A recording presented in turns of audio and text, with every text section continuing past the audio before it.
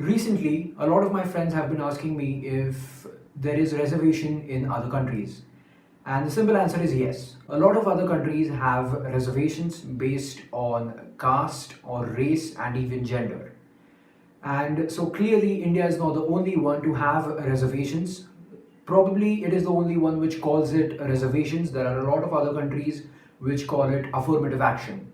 And in some cases, it is also known as positive discrimination. Let's take a look at what reservation in India really means, even before we start looking at other countries. So, in India, the constitutionally mandated is 15% reservation for scheduled castes and 7.5% for scheduled tribes, basically. Additionally, 27% was given to other backward classes, OBCs, and this is the Supreme Court recommendation that reservation cannot exceed 50%. So, this 15% for SCs, 7.5% for STs, and 27% for OBCs makes up a total of 49%. According to the Supreme Court, 51% should be unreserved or general category. In general, you will find that in all government national jobs or arenas, even like the parliament, there will be 49.5% reservation. You find that the reservation is different from every state to state. So in Haryana, the total reservation is 70% based on their demographics. So only 30% is for the unreserved or general category. Their reservation also includes physically handicapped people, which is not always included in other states.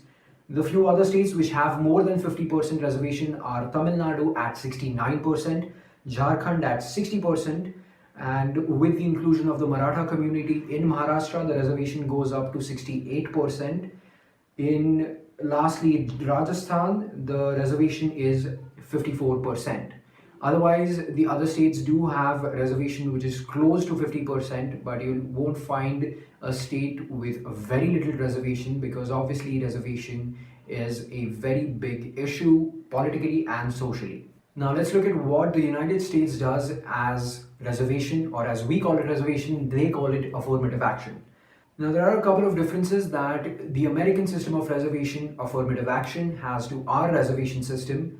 The first one is that they are not allowed to have fixed quotas. So they cannot reserve a specific number of seats to a specific community or gender. What they have to do is they can consider race as one of the factors. Now, a feature probably out of the more federal structure of the American system is that specific states in the US are actually allowed to ban affirmative action. Now, another thing is that there has to be a continual process of review and justification in the American system. Now, something else more prevalent in the US than in India is that the universities and the educational institutions themselves have been very keen and have taken a lot of initiative on affirmative action. In India, they don't have a specific set of 25% compulsory reservation or something like that. Another thing in the American system is that they have a specific population percentage wise reservation, which means that if they represent 11% of the population, then they get only 11% of the population. The next country on the list is Brazil. The mandate there is that 20% of all government positions are to be filled by people of color, that is black or mixed race. Interestingly, the affirmative action was started in 2001. This did not exist for a very long time. It was started in 2001, and race and racism have become hot topics of discussion after that point. Something that universities in Brazil have started doing is that instead of having a fixed quota system, they have a specific point system. So instead of giving specific seats to a number of communities, what they do is the communities get points. So they will get a few plus points, and if they are able to go over the cutoffs, well and good, they'll get the admissions. But if they are not able to go over the cutoffs, the universities are still not forced to give these students admission. In South Africa, an employer has to create a specific action plan to designate different amounts of proportion for people who are black, who are colored, who are Indians, who are female, who are disabled. And they have to do it not just on the lower levels of management or of the organization, they have to do it all the way to the top of the management levels of that company. The mathematical calculation of how the reservation will work out in South Africa is actually quite easy. A labor guide suggests that if you have 50 members in your company, what you'd have to do on your board of directors is you'd have 35 black people, 5 colored people, 4 Indians, 5 white directors. And of these 50 people, 25 should be female and 2 should be disabled. The applicability of reservation in South Africa is mainly related to job provision. So employers who have 50 or more people will have to have reservation, or the people who have annual income which is more than a specified amount will need to have it. Then government organizations, municipalities, organs of state will need to have it. Employers who have been ordered based on a council agreement that they have made with the government, they will have to comply, and any company which is able to volunteer is encouraged to comply with a reservation in South Africa. One major country that I'm going to highlight on my list is Japan.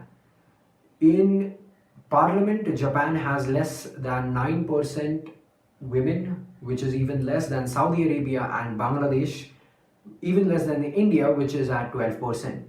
Now, Shinzo Abe, the current Prime Minister of Japan, made a major promise of reducing the gender gap in Japan, which is the worst in any of the developed countries in the world.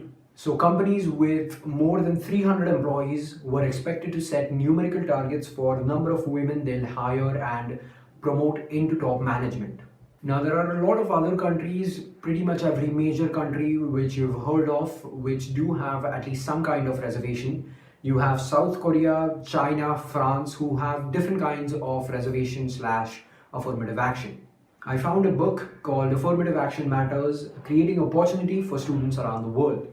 So it is a good read to understand reservation systems in other countries, not just India. It does include India itself.